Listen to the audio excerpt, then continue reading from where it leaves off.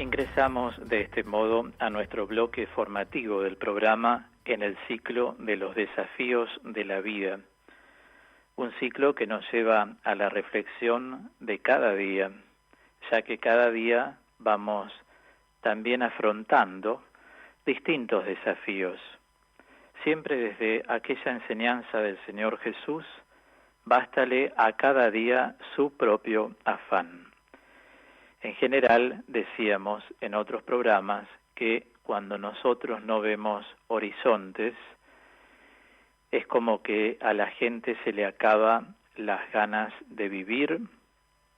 En otros casos les viene una gran desilusión y hay reacciones que se van dando que son las reacciones depresivas que vengo tratando en este programa, en este ciclo, quiero decir específicamente, y lo he hecho en el último programa de un modo muy minucioso, hablando de la depresión simple, la aguda y el estupor catatónico. Siempre estamos hablando de personas, siempre estamos hablando de seres humanos, pero nosotros, al estar en el camino, al ser cristianos, tenemos una identidad muy propia. Y acá no se trata de hablar de exclusividad, pero sí tenemos que hablar de la palabra identidad. Nosotros tenemos una identidad muy marcada, a diferencia de las otras religiones. Yo no sé si los oyentes, casi seguro que no tienen en claro bien la diferencia entre las religiones y el cristianismo, exclusivamente el cristianismo. Bueno, es el momento para compartir. Todas las religiones, tengan presente, comienzan ofreciendo aquello que los hombres deben hacer para salvarse. Puede ser especulaciones intelectuales, algunas religiones tienen una base muy filosófica y también trascienden en lo filosófico, no llegan a ser nunca teologías, no hay un saber de Dios. También ofrecen renuncias para salvarse, si renuncias a esto, si renuncias a lo otro, renuncias de carácter ascético. Son renuncias ascéticas, donde la gente como que a la familia mucho no le hace caso, deja ciertas actividades, se aísla, parece que el mundo incluso es como un peso para la vida. Y también entre las cosas que ofrecen las religiones están las obras positivas, ayudar a una persona que necesita. Entonces, si quieren obtener el premio, que se llamará nirvana, se llamará paraíso, deben recorrer un cierto camino, o sea, el camino que le proponen. En vez, el cristianismo no comienza diciendo qué deben hacer los hombres para salvarse. El cristianismo comienza con la gracia, como la llamó Santo Tomás de Aquino, gratis dada, gratis data, se dice en latín. Es decir, el cristianismo comienza con aquello que Dios ha hecho para salvarnos. El cristianismo nunca empieza con lo que debemos hacer para salvarnos, sino que el cristianismo comienza por presentar a Dios Salvador, y no cosas que tenemos que hacer para salvarnos. ¿Se entiende? Y esta identidad tiene que quedar muy clara para nosotros los cristianos. El cristianismo comienza con aquello que Dios ha hecho para salvarnos. Esto es valorar el don de Dios. Por eso a través del bautismo la persona se torna cristiana. El querigma, el anuncio que le viene, es muy fuerte. Dios habita en tu vida. Y por eso la gente hasta tiene, aunque no sean muy religiosos, tienen ese deseo de que sus hijos sean bautizados, porque en el fondo, aunque no tengan acceso a lo mejor a estar en el camino, porque no conocen gente de su entorno que esté en el camino, sienten esa intuición que a veces viene como herencia familiar. La abuela era muy religiosa, el abuelo era muy religioso, los padres.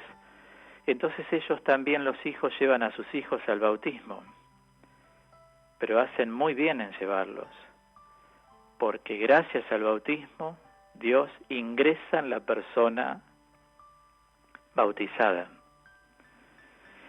Entonces, siempre tenemos que recordar esas palabras de la literatura joánica: nosotros amamos porque Dios nos amó primero. Como decía Kierkegaard, el cristianismo es el anuncio de una persona, no de una doctrina. Es el anuncio de una persona. En vez, les digo, las religiones ofrecen cosas para llegar a salvarse. El cristianismo ofrece a Cristo. Cristo es quien instauró el cristianismo. Cristo ofrece ya desde el inicio tener contacto directo con una persona. Recordemos a Jesús. Yo soy el camino, yo soy la resurrección, yo soy la vida, yo soy la puerta, yo soy la verdad, yo soy el buen pastor. Él es, y porque es, está. Indudablemente tenemos que lograr un encuentro personal de amor con Jesucristo. Y eso se comprueba en las actitudes. Recordemos que Jesús no es un personaje. Jesucristo el Señor es una persona. Al decir persona, estoy acudiendo a un concepto que Tertuliano lo ha tomado, un padre de la espiritualidad de Occidente, de un modo muy singular. Cuando él define, también se basa en Boecio, define qué significa ser persona. Dice que una persona es una sustancia individual de carácter racional. Pensemos en cada uno de nosotros. Sustancia es aquello capaz de existir en sí mismo. Entonces, sustancia individual de carácter racional.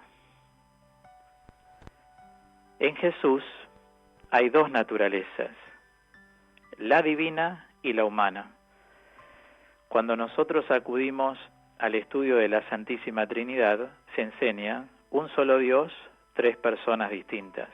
¿Y qué es persona en Dios? Es una sustancia individual de carácter espiritual. Entonces, en Jesús habita la divina sustancia y habita también el carácter racional, porque es verdadero Dios y verdadero hombre. Esto se entiende bajo una definición del credo de nuestra fe, bajo el término griego de homoousios o bien homoousion. O sea que en él cohabitan las dos naturalezas, verdadero Dios, verdadero hombre. Como dice la carta a los Colosenses que escribe San Pablo, en él habita la plenitud de la divinidad. Por eso es tan importante el encuentro personal. Eso hay que lograrlo. Es un encuentro siempre de amor. No de otra cosa, sino de amor. Y ese encuentro es el que lleva a un enamoramiento profundo. Ustedes saben que cuando nosotros muchas veces analizamos la vida de entrega a Dios, de entre los santos existen sacerdotes santos, monjes, monjas, religiosas, religiosos, pero también muchos laicos. Ahora el Papa Francisco va a beatificar a un médico venezolano, o sea, un laico venezolano. Algunos son casados, otros son solteros. Más de una vez se presenta el tema del celibato. La persona célibe es célibe porque responde a la invitación de Cristo. Pero ser célibe no se soluciona con dejar de ser célibe. Una persona nunca puede reemplazar a Dios. Toda persona que es célibe por opción, sea virgen o no sea virgen, varones o mujeres, siempre lo hacen justamente respondiendo por amor, porque ha habido un encuentro de verdadero amor con el Señor. Cuando en el celibato se temblequea un poco y se buscan amores humanos, es algo del momento. Nadie tiene asegurado que una persona le va a dar la plenitud de la vida. Va a ser una persona compañera, compañero, simplemente. Es como cuando la gente se pone en pareja. Muchas veces dicen, bueno, vamos a vivir y ahí probamos a ver qué pasa. No se trata de eso. Qué diferencia, ¿no?, con formar un matrimonio. Digo, y en el camino voy a este contexto exclusivo del matrimonio en la vida de Dios. Tomemos una Jana Beretta Mola, una mujer pediatra, cirujana, que llegó a la santidad. Es Santa Jana Beretta Mola. Ella pidió a Dios discernir su vocación, si tenía que ser consagrada. Tuvo un encuentro personal muy especial con el Señor y se dio cuenta que esa consagrada iba a ser en el matrimonio. Y conoció un hombre de Dios también, tuvieron 4 hijos. Dio la vida por su última hija. Nacía ella o la hija, bueno, ella quiso dar su vida por amor, ¿no? Y a los 39 años partió a la casa de Dios. Se quedó el marido con las 4 hijas. Pero fue muy madre, fue muy esposa, fue muy buena profesional, y en todo eso el manto que cubría todo lo que estoy diciendo fue su vida cristiana, porque ella se enamoró de Cristo. Tanto es así que termina todas sus últimas palabras diciéndole al Señor, Jesús, te amo, Jesús, te amo, Jesús, te amo. Y lo amó con locura a su esposo. Pero antes de casarse, le propuso al esposo hacer 3 días de preparación al matrimonio, cada uno por separado. ¿Y de qué manera? En oración, hacer un triduo de oración. Y el esposo lo aceptó. Él desde su lugar, ella desde su lugar, comulgaba diariamente, porque sabemos lo que significa la Eucaristía para los que estamos en el camino. Y así fue que, con 3 días de oración cada uno, logran establecer su matrimonio. A ella le importaba mucho la preparación espiritual al matrimonio. Organizó una reunión porque es una costumbre y tampoco se quejó de eso, pero casi sin darle importancia. Y cuando la persona es célibe, ahí es donde uno ve cómo justamente el encuentro personal de amor con Jesús es lo que enriquece la vida, y su presencia ya es suficiente. Llevo esto a lo más, digamos así, profundo, que la persona que es célibe por opción no necesita otra persona para amar, porque tiene un amor universal.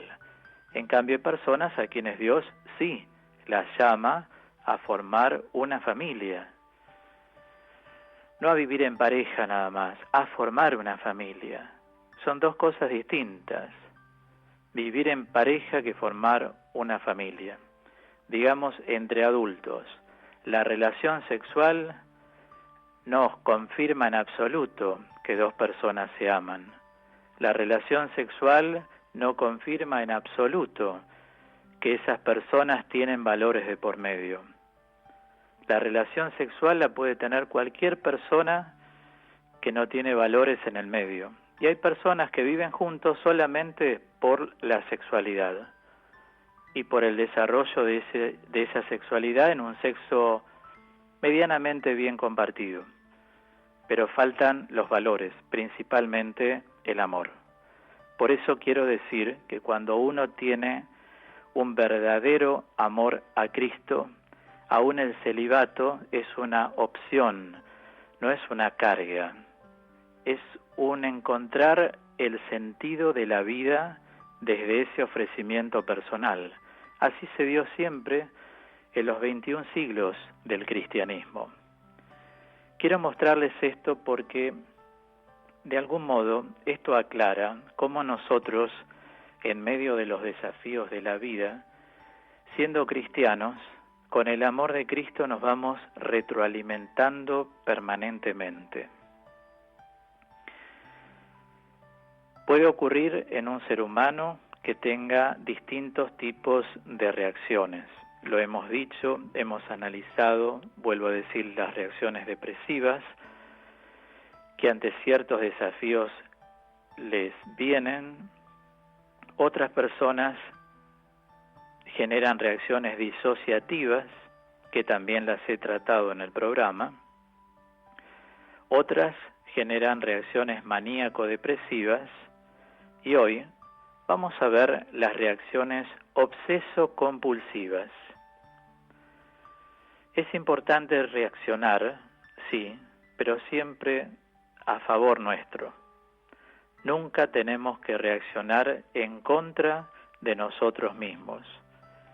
Por eso, con este abanico que yo estoy abriendo, para que todos los oyentes puedan evaluar qué tipo de reacciones, según las circunstancias, van teniendo, conociéndolas, porque a veces esto es como la automedicación. Las personas se automedican y no saben si les hace bien, ni conocen el contenido de las drogas, ni conocen si una droga con otra droga o varias con otro medicamento colisionan interiormente en la materia, o sea, en el cuerpo, y les hace mal.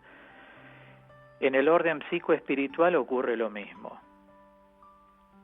Hay personas que al no conocer reaccionan, creen que es normal o creen que está bien, y de pronto, escuchando una reflexión ya formativa de cada uno de estos tipos de reacciones, se da cuenta la carga patológica que existe en cada uno de estos tipos de reacciones. Justamente las hablo porque al asumirlas tenemos ya a disposición poder reordenar toda nuestra vida. Ustedes saben que la persona obseso-compulsiva suele caracterizarse por 4 cosas esencialmente: duda exagerada, temores infundados, angustia sin razón y falta de confianza y tendencia a la reiterada repetición de algún acto o una idea. Cada vez que hablamos de reacciones obseso-compulsivas, estamos hablando de impulsos que generan al psiquismo y al alma de esa persona a cerrarse. En algunos programas yo he hablado de 3 tipos de dudas. Empezamos hoy con el primer componente de las reacciones obseso-compulsivas, la duda exagerada. ¿Cuáles son esos 3 tipos de dudas? Existen la duda normal, la duda neurótica, o bien llamada psicopatológica, y la duda espiritual. La duda normal es aquella que se presenta ante la anormalidad de las reacciones o de los hechos. Por ejemplo, cuando alguien dice, no sé por qué reaccionó de esta manera. No era para tomárselo así, tampoco era para tanto, ¿no? Cosas así se escuchan. O, por ejemplo, les doy este ejemplo que es muy pedagógico a mi entender. Hay personas que nunca sonríen. No hablo de risas o de risas menos estrepitosas. Hablo de no verle nunca una sonrisa en el rostro. Cabe la duda. ¿Qué le pasará a esta persona? Que nunca se ríe de nada, nunca sabe sonreír. San Luis Orione, don Orione, fundador de los cotolengos, él decía que la persona que no sabe sonreír tampoco es seria. Esto hace que uno, con una persona que no sabe sonreír, no puede iniciar un proyecto. Puede querer mucho a esa persona, puede cuidarla, puede acompañarla, pero no puede iniciar ningún proyecto, ni laboral, ni profesional, ni afectivo, porque no es una persona madura. Y uno, para iniciar un proyecto, siempre necesita de personas maduras. Es decir, siempre por algo uno sonríe. Es una reacción como simultánea y llama la atención cuando podemos conocer personas que nunca, en ninguna circunstancia, sonríen. Hablamos de temores infundados. Son aquellos temores que no tienen una razón. Y siempre que hablamos de temor, hay que hablar de un objeto. Siempre es temor a algo. Hay personas que dicen tengo temor a la muerte, temor a la enfermedad, temor a lo que digan. Yo señalé miedos que muy pocos tratan. El miedo a amar, el miedo al fracaso. Son temores que muchas veces las personas no dan nunca un paso en la vida por miedo a fracasar. Y si uno fracasa, ¿cuál es el problema? Nos caemos, nos volvemos a levantar. Es decir, los temores infundados no tienen objeto. Cuando uno le pregunta a la persona, ¿pero de qué tenés miedo? Y la persona no sabe responder de qué tiene miedo, es un temor infundado. Los verdaderos temores, o sea, un temor es real cuando es temor de algo. La angustia sin razón, esta es la que Heidegger también la sostiene en su filosofía. El hombre no sabe de qué se angustia. La angustia sin razón es la angustia que no encuentra una causa directa. Pero no puede existir una angustia sin razón. Sí, el estado existe, pero siempre uno se angustia por algo que le genera esa reacción, para no decir, si ya está angustiado hace tiempo, ese estado. Entonces, cuando la angustia no sabe de qué se angustia, que esas son las palabras heideggerianas, uno tiene que pensar, hay otro motivo. Puede ser algo de lo que les anticipé cuando hablé de la depresión endógena. Pueden haber sustancias en el cerebro que nos pueden estar faltando y no llegamos a un estado normal para vivir tranquilos pero sin angustia. Y en muchos casos la misma mente es la que soterra, o sea, la que oculta de que uno se angustia. La palabra angustia deriva de angustus en latín, que quiere decir angostura, en la parte precordial del pecho. Cuando una persona está angustiada no puede hablar. Cuando alguien llora con angustia le falta el aire. Justamente el trabajo psicológico tiene que ser el de despliegue, porque la angustia repliega. En vez, cuando una persona es una persona de fe, siempre va a desplegar, no a replegar, porque sabe que Dios la libera. Y la falta de confianza y tendencia a la reiterada repetición de algún acto o idea, bueno, ahí también, ¿cuál es el motivo por el cual nunca apuesto a nada? La persona no apuesta a su trabajo, a mejorar, a crecer. La persona no apuesta a vivir con un estilo de vida un poco mejor. La persona no apuesta a perfeccionarse en algo. ¿Qué pasará? Bueno, posibles raíces son la timidez. Básicamente, las distintas formas de timidez. La persona tímida, en general, es una persona afectivamente bloqueada. Pero así como está bloqueada, se puede desbloquear. Ser tímido no es una mala palabra. Cuando uno pudo haber tenido una educación muy rigorista, donde se le marcaba constantemente a la persona algo, la persona nunca pudo ser quien es, aún en el error.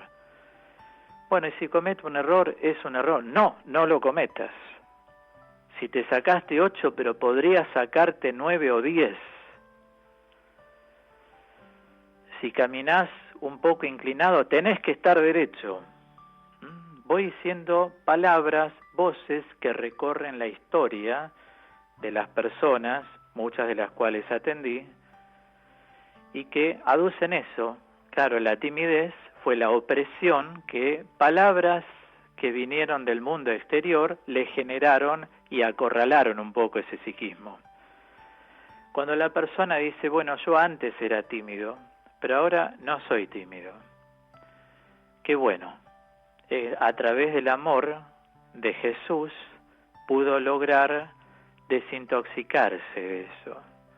Hay una liberación interior que la persona va obteniendo en su vida.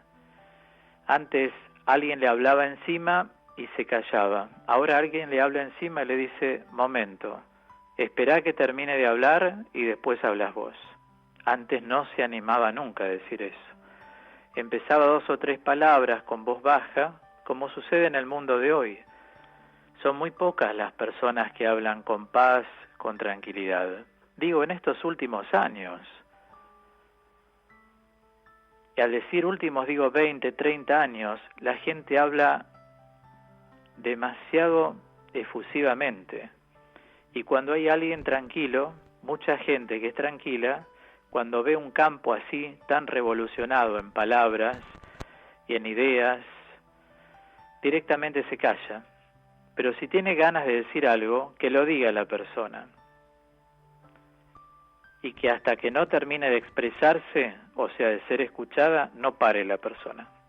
O sea que hay que hacer un ejercicio para nivelarse. Y después la persona se siente bien. Como tanta gente me ha dicho, sobre todo problemas laborales, otros que recuerdo afectivos. En un momento determinado, la persona detuvo a quien tuvo que detener. Le habló con propiedad, con firmeza, y le puso un punto a una situación. Todos dicen, ¿me sentí de bien? Claro, porque tuvieron que hacer un esfuerzo para hacerlo. Así como a otros les nace muy fácilmente por su carácter, su forma de ser, otras personas tienen que hacer un trabajo para eso. Por ejemplo, es algo muy simple.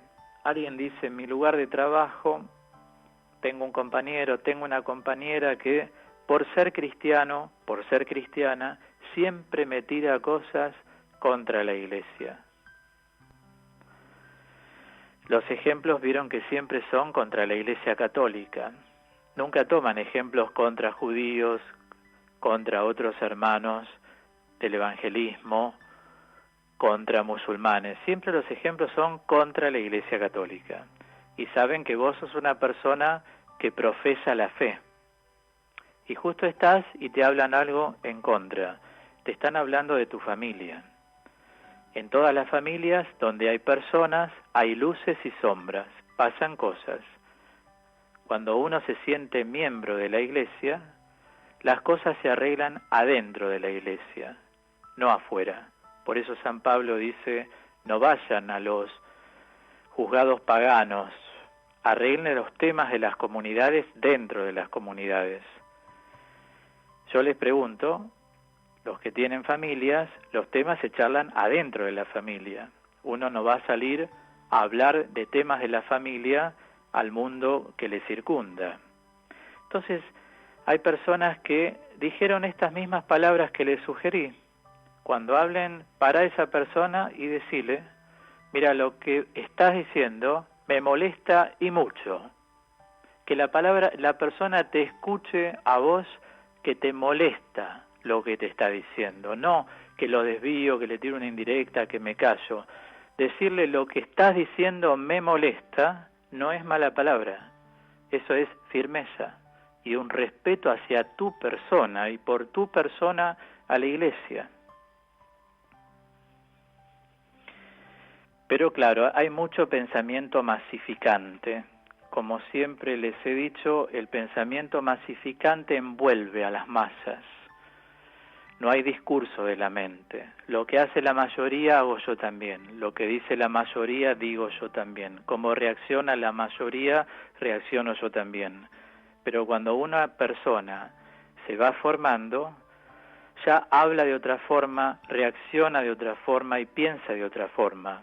No agarra lo de los demás, tiene discernimiento propio. Eso es básico. Miren, creo necesario, a veces imprescindible, realizar ciertos actos sin tener en cuenta ninguna consideración racional. Por ejemplo, puede sentirse forzado o contar el número de objetos, tocar ciertas cosas, no pisar ciertas grietas, y de no cumplir esos actos, la persona se siente incómoda. Aquí se da una reacción continua, obseso-compulsiva. Porque la persona tiene que cumplir con. El obsesivo tiene muy incorporado el verbo cumplir, cumplir con. Si no se siente mal, se siente incómodo, y muchas veces se siente forzado a racionalizar, incluso justificar sus actos. Como les dije alguna vez, di este ejemplo, alguien dice, bueno, porque yo tengo mi casa, que me la gané con el sudor de mi frente. A la gente no le interesa con qué te la ganaste, ni hagas aclaraciones que no tenés que hacer. Eso te pertenece a vos. Es tu mundo, es tu vida, son tus cosas. Los demás no tienen que meterse en ello. Ah, ¿soltera? ¿Por qué te quedaste soltera? ¿Tuviste un desamor y vos te sentís mal, bajaste tu estima? ¿Solterona? Un término muy peyorativo. Y si sos solterona para el mundo, ¿cuál es el problema ante Dios? Sos una persona de Dios, pero hay que mirar menos al mundo y más a Dios. Las personas que miran menos al mundo se manejan mucho más libremente en la vida. Entonces, estar pensando qué dicen y por qué lo dicen, no justifiques nada. Si alguien te regala un palacio, disfrútalo. Dios lo puso en tus manos, después vos sabrás qué tenés que hacer, pero los obsesos compulsivos, ¿qué van a hacer? Van a aclarar todo. Vos le decís, qué linda casa que tenés. Ah, pero era de mis padres. Te dan la aclaración. De mis abuelos, de mis bisabuelos. Qué linda quinta, hermosa, realmente, para llevar a tu gente, pasar bajo los árboles, tomar unos mates, ir a la piscina. Ah, sí, pero... Y enseguida dan la justificación. Me compré este auto, sí, pero lo saqué a pagar en tantas cuotas. ¿Por qué explicar todo eso a la gente? El obseso compulsivo, si no cumple con la justificación, ese es el meollo, el rasgo principal del obseso compulsivo. Si no cumple con la justificación, no está tranquilo. Por eso hay que desobsesionarse, ahí está, salir de la obsesión, hacer el proceso contrario. ¿Y cómo lo hago? Ya no justifiques más. Antes tenías que cumplir con la justificación, ahora no. Qué linda casa que tenés, sí, es muy bonita. Qué hermoso auto, qué linda quinta, qué bien que hablas tal idioma. No digas, estudié mucho, tuve que pulirme, no sabés las horas que me dediqué. No, ya solo salí de la obsesión. Con todo esto, entonces, quiero decirles que las ideas obsesivas, por lo general, van acompañadas, como ya se darán cuenta, de ansiedad. La persona puede estar tan tensa y tan angustiada por el contenido de sus ideas que no logra desempeñarse eficazmente y en consecuencia se juzga incapaz. Entonces, ¿qué hay que hacer? Bajar la ansiedad. ¿De qué manera? Recordando que no hay que cumplir con la justificación de nada, de lo que es tuyo. Dios y vos lo saben. Si yo engañé a mi marido porque me hizo tal cosa, me hizo tal otra, no lo justifiques. Vos sabrás si te sentís que lo engañaste, si no lo engañaste, si te engañaron, si no te engañaron. No des justificaciones. Nadie lo hace porque sí. Nadie echa a perder un proyecto afectivo porque sí. Siempre hay algún motivo. Y los demás a veces no asumen que hay motivos. Esto no quiere decir que en todos los casos se justifica. No hablamos del término justificación. En muchos casos es comprensible. Mirá a la señora que está en la esquina. Está hablando con el encargado que vive acá a la vuelta, alguien dice. Saldrá con él seguramente, el marido que es tan bueno. Siempre está en la casa. No hables. No sabés lo que pasa en esa pareja. No sabés por qué motivo está hablando con un hombre. Pero tampoco te compete, no es competencia nuestra. Y si el marido te parece que es muy bueno, o al revés, que la esposa es muy buena, nadie sabe lo que se va cultivando dentro de una relación. Mi nuera que era tan buena y mi hijo la dejó. Mi yerno que era tan buena y mi hija la dejó. No sabés lo que pasa internamente. Una cosa es cuando está con vos y otra cosa es lo que vive la pareja. Y si se perdió el amor es porque no se cultivó el amor. Pero también hay que ver si alguna vez hubo amor. Bueno, ¿cuántas cosas hay para plantearse? Como ustedes saben, mi método de enseñanza es el planteo. Y cada uno del planteo se lleva para su vida, para sus cosas, para su historia, lo que le viene bien. Y seguramente siempre van cerrando mucho más las cosas de la vida. Mi mamá es una loca, porque salió a tomar algo con no sé quién, conoció a otro por internet. No digas que tu mamá es una loca. Retirá esas palabras. Bueno, pero no tiene que salir. Si se me separó con mi papá, tampoco tiene derecho a salir. Pero vos vas a decir si tiene derecho o no tiene derecho. Tu mamá es una mujer adulta. Elige lo que hace. Acompañala. ¿Cómo la acompañás? Dialogando. Mamá, ¿qué te pasa? ¿Estás mal afectivamente? ¿Estás conociendo a alguien? No la juzgues. Hay que enseñar a evaluar. En general, lo primero que sale de las personas es el juicio. Juicio es declarar sentencia. Uno se pone en lugar de juez. Evaluemos. En cambio, cuando uno evalúa, va viendo todas las cosas. Se toma un tiempo para las luces, se toma un tiempo para las sombras de la propia vida, de la vida de los que a lo mejor nos pueden pedir ayuda por esto, por aquello. Evaluemos, no juzguemos. Como dijo Jesús, no juzguéis y no seréis juzgados.